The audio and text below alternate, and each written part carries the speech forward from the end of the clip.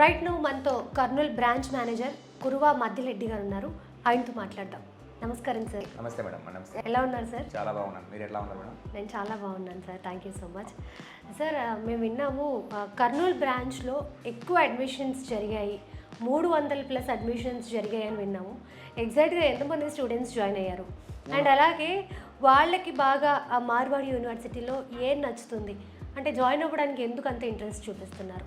ఇక్కడ కర్నూలు నుండి madam last year అంటే 2024కి వచ్చి 360 మంది జాయిన్ అయినారు మేడం. 360 మంది? అవును మేడం. మోడీ అంటే నంద్యాల కర్నూలు డిస్టిక్లో నుంచి మేడం 360 మంది జాయిన్ అయిన రావడం జరిగింది. కారణం ఏమిటంటే మార్వాడి యూనివర్సిటీలో డొనేషన్ లేకపోవడం ఒకటి. ఓకే. మా ఏరియా అంతా కూడా కొంత పేదరికంతో ఎక్కువ మంది పిల్లలు ఉంటారు కాబట్టి ఎక్కువ ఫీజులతో కట్టడం కష్టమవుతుంది. అయితే క్వాలిటీ ఎడ్యుకేషన్ కోరుకుంటారు. అలా క్వాలిటీ ఎడ్యుకేషన్ ఉండే తక్కువ ఫీజులు ఉండేది ఒక మార్వాడి యూనివర్సిటీ కాబట్టి లాస్ట్ ఇయర్ అంతమంది జాయిన్ కావడానికి ఒక కారణం.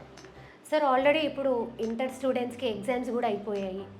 కొంతమంది అయితే రిజల్ట్స్ రాకముందే అడ్మిషన్స్ కూడా స్టార్ట్ చేసేసారు. సో ఇప్పటి వరకు కర్నూలు బ్రాంచ్లో ఎన్ని అడ్మిషన్స్ జరిగాయి? మేడం లాస్ట్ ఇయర్ కన్నా ఈ సంవత్సరం చాలామంది ఎక్కువగా ఇంట్రెస్ట్ చూపిస్తున్నారు. ఇప్పటికే అడ్మిషన్స్ దాదాపు 20+ అయినాయి మేడం. ఇది ఈ సంవత్సరం ఒక 400 వరకు పోవడానికి అవకాశం ఉంది మేడం ఇక్కడ.